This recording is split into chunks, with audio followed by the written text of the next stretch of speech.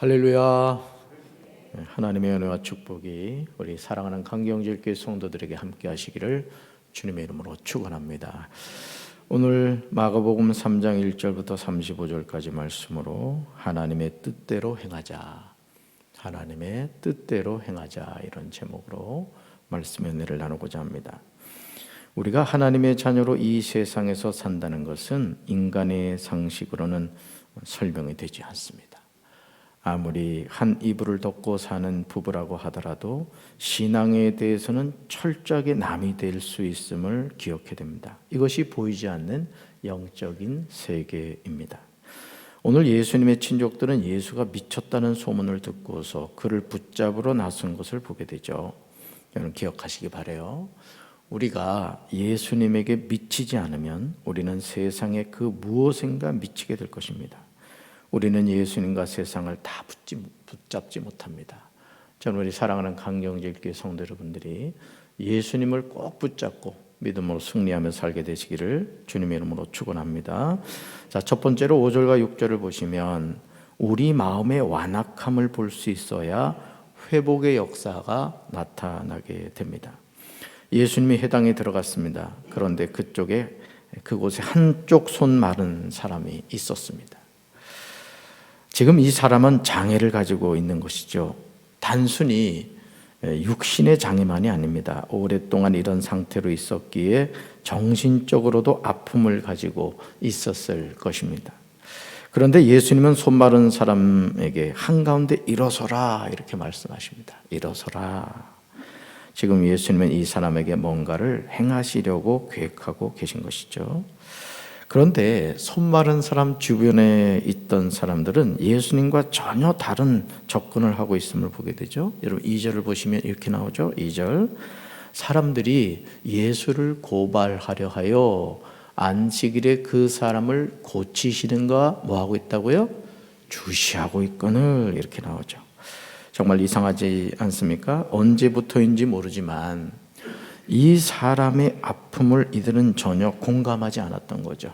한쪽 손 마른 장애를 갖고 있는 이 사람에 대해서 더 이상 공감하지 않았다는 거예요.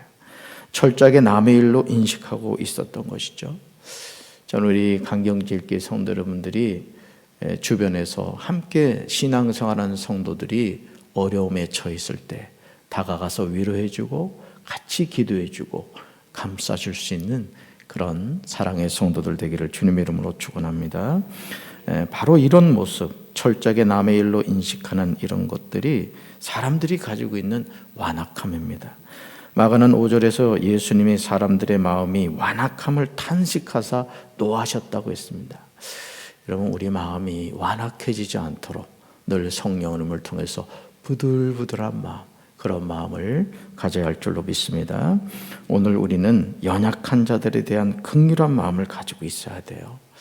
우리 강경질교회 성도 여러분들이 영권의 복도 받으시고 물권의 복도 받으시고 인권의 복도 받으시길 바라요. 그래서 그 하나님께 받은 복을 나만 누리는 것이 아니라 주변에 어려움을 처해 있는 그 이웃들에게 다가가서 함께 나눌 수 있게 되기를 주님의 이름으로 축원합니다. 두 번째로 7절과 8절을 보시면 많은 무리가 예수님에게 나왔듯이 우리도 예수님께 나와야 합니다. 예수님이 제자들과 함께 바다로 물러가십니다. 자, 그러자 갈릴리에서 큰 무리가 따르죠. 여러분 8절을 보시면 예수님을 찾아온 사람들이 어디 출신인가에 대해서 장황하게 기록하고 있죠. 여러분 성경에 나와 있는 낱말 하나하나가, 지역 하나하나가 그냥 나와 있지 않습니다. 다 의미가 있기 때문에 기록되어 있죠. 자, 보세요. 8절에 보면 유대와 예루살렘과 이두메와 요단강 건너편과 또 두로와 시돈 근처에서 많은 무리가 그가 하신 큰 일을 듣고 나오는지라 이렇게 나오죠. 오늘 우리 삶에서 이런 나옴이 필요합니다. 여러분 은혜 받기를 작정하시기 바라요. 우리가 하나님께 예배를 드릴 때도 내가 드리는 예배를 하나님 받으신다는 그 확신과 소망을 가지시기 바라요. 찬송을 불러도 그렇고 기도를 할 때도 마찬가지입니다. 간절함은 우리의 삶을 주님께로 인도합니다. 오늘 이 시대는 이 감동을 잃어버렸습니다. 물론 코로나19라는 보이지 않는 바이러스 때문에 우리가 자신의 건강을 지키고 또 다른 사람의 건강을 배려하는 마음 때문에 그런 부분은 있겠죠. 그렇지만 우리가 하나님이 주시는 은혜를 사모하는 이 간절함은 가지고 살아야 될 줄로 믿습니다. 지금 다양한 지역에서 예수님께로 나은 무리들이 왜 나왔습니까? 이런 8절 하반절에 보면 많은 무리가 그가 하신 큰 일을 듣고 나왔다 이렇게 기록하고 있습니다. 이들이 얼마나 열정적이었던지 구절을 보시면 예수님이 무리가 애워싸 미는 것을 피하기 위하여 작은 배를 대기하도록 제자들에게 명령하시죠. 오늘 신앙생활에서 이런 열정이 회복돼야 할 줄로 믿습니다. 여러분, 나이를 먹는다고 열정이 사라지는 건 아니거든요. 여러분, 시므온과 안나처럼, 누가복음 1장에 나오는 시므온과 안나처럼 메시아 예수 그리스도가 오신다는, 그리고 그 메시아를 만나게 될 것이라는 그 약속을 붙잡고 소망을 가지고 살아가잖아요. 우리 강경제일교회 성도 여러분들도 이런 열정을 회복하시길 바랍니다. 간절함은 기도 응답의 열쇠가 됩니다. 성경 곳곳에서 예수님은 여러분 불의한 재판장에게 매일 찾아가서 간절하게 그 소망을 이야기하는 그 가난한 과부 얘기도 이야기하잖아요. 뭘 말합니까? 하나님 아버지께 우리가 그런 간절한 마음을 가지고 기도할 때 하나님 응답해 주신다는 거예요. 이런 은혜가 여러분에게 함께 하시길 주님의 이름으로 축원합니다. 자, 세 번째로 14절과 15절입니다. 제자로 부르신 예수님은 제자들에게 권능도 가지게 하셨습니다. 예수님의 제자는 누가 되는 것일까? 자, 13절에 그 해답이 나옵니다. 13절 보시면 또 산에 오르사 자기가 원하는 자들을 부르시니 나온지라. 자, 누가 원하는 자를 부르셨다고요? 예수님이. 그러니까 여러분, 제자는 누가 세우시는 거예요? 예수님이 세우신다는 것이죠. 네. 예수님의 제자는 예수님이 원하는 자들이 되었습니다. 내가 예수님의 제자가 되고 싶다고 되는 것이 아니라는 거죠. 그렇다면 예수님의 제자가 된다는 것은 무엇을 의미하는 것일까? 여러분 14절 보시면 예수님의 제자는 첫째, 예수님과 함께 있는 것이죠. 둘째, 예수님의 보냄을 받아 전도하는 거예요. 셋째, 귀신을 내쫓는 권능을 받습니다. 또 예수님이 제자가 됨에 있어서 가장 중요한 첫 번째가 뭐냐? 예수님과 함께 있는 거예요. 그러니까 여러분, 주 안에 있는 나에게 딴 근심이 있으랴. 십자가 밑에 나가 내 짐을 풀었네. 여러분, 우리가 예배 생활을 한다는 것은 뭐냐? 주 안에 거하는 삶을 사는 것인 줄로 믿습니다. 그래서 예수님의 제자가 바빠서 예수님과 함께하는 시간이 없다는 것, 이미 제자의 자리에서 이것은 떠났다는 의미입니다. 그러므로 권능을 가지는 것을 바라기보다 예수님과 함께 있는 것이 더 우선이라는 거죠. 그러니까 예수님과 함께 할 때 주님이 우리에게 뭘 주신다? 권능을 주신다는 거야. 왜? 예수님이 맡기신 사명을 감당하기 위해서. 그래서 제가 말씀드렸잖아요. 여러분, 주님의 몸된 교회에서 나는 나이를 먹었어, 이런 마음을 갖지 말라는 거예요. 주님의 몸된 교회에 와서 내가 할 일이 무엇일까? 주변을 살피시라는 거예요. 그리고 내가 지금 할 수 있는 그 일을 감당하면 그것이 하나님이 기뻐하는 일인 줄로 믿습니다. 주님과 함께 있음이 뭐다? 능력이라는 것을 여러분 잊지 마시기 바라요. 자, 네 번째 20절과 21절, 22절입니다. 올바른 신앙생활은 예수님에게 온전히 미쳐야 바르게 할 수 있습니다. 예수님의 삶이 얼마나 어려우셨을까요? 오늘 20절 보시면요, 예수님이 어떻게 사역을 하셨는가를 보게 되죠. 집에 들어가시니 무리가 다시 모임으로 식사할 겨를도 없는지라, 이렇게 기록하고 있습니다.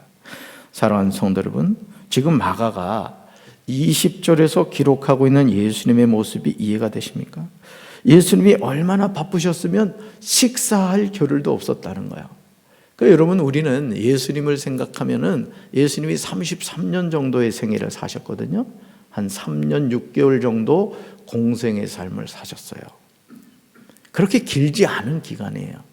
그러니 예수님이 30세쯤 되셔서 33세까지 사역을 감당하셨기 때문에 얼마나 그 짧은 기간 안에 자신의 몸이 진짜 달아 없어질 정도로 그렇게 열정적으로 사역을 하셨겠습니까? 그런데요, 더더욱 충격적인 이런 예수님을 대하는 예수님의 친족들의 반응이에요. 자, 21절 보시면 이렇게 말하죠. 21절. 예수의 친족들이 듣고 그를 붙들러 나오니 이는 그가 뭐 했다고요? 미쳤다 하밀러라. 정말 놀랍지 않습니까? 예수님을 가장 가까이서 지켜본 친족들이 예수님을 미쳤다고 본 거예요. 하지만 우리는 기억해야 됩니다. 올바른 신앙생활은 예수님에게 온전히 미치지 않고서는 불가능합니다. 네. 그래서 여러분, 우리가 신앙생활을 참 신사적으로 하고 참 이렇게 어떤 주변 사람들이 원하는 기준에서 벗어나지 않으려고 그러죠. 사실 코로나19 상황에서 우리가 이렇게 새벽 제단을 쌓는다는 것을 믿지 않는 분들이 볼 때는 이해가 되지 않을 거예요. 그러나 오늘 우리가 이 예수님의 친족들이 예수님에게 하는 이 말을 통해서 뭘 깨달아야 돼요? 우리가 온전히 예수님을 믿기 위해서는 예수님에게 미쳐야 됩니다. 여러분, 우리 아이들이요, 연예인에게 미치잖아요. 그러면 그 연예인이 언제 태어나고 뭘 좋아하고 뭐 하여간 쫙 깨고 있습니다. 왜 그렇죠? 연예인에게 미쳐서 그런 거예요. 오늘 우리가 신앙생활을 한다는 게 뭘까요? 예수님을 더 깊이 알아가는 거예요. 그래서 그분이 내 삶에 어떤 분인가를 우리가 깨달아가는 거죠. 그리고 우리 입술에 이런 고백을 합니다. 나는 예수님밖에 없습니다. 예수님이 내 삶의 전부입니다. 이 고백을 하게 되는 것이죠. 만약 우리가 주변 사람들의 눈을 의식하기 시작하면 우리는 예수님에게서 어느 순간 떠나게 될 것입니다. 그러나 우리가 예수님의 눈을 철저히 의식하기 시작하면 우리는 세상으로부터 떠나게 될 것입니다. 저는 저와 여러분이 예수님에게서 떠나는 인생이 아니라 세상으로부터 떠나서 예수님과 더 가까워지고 그 예수님을 더 깊이 알게 되시기를 주님의 이름으로 축원합니다. 지금 여러분은 어느 쪽을 의식하면서 살아가세요? 예수님이 나를 어떻게 바라보실까를 신경 쓰십니까? 아니면 주변의 사람들이 나를 어떻게 바라볼까 신경 쓰십니까? 우린 예수님 그분을 의지하며 살아야 될 줄로 믿습니다.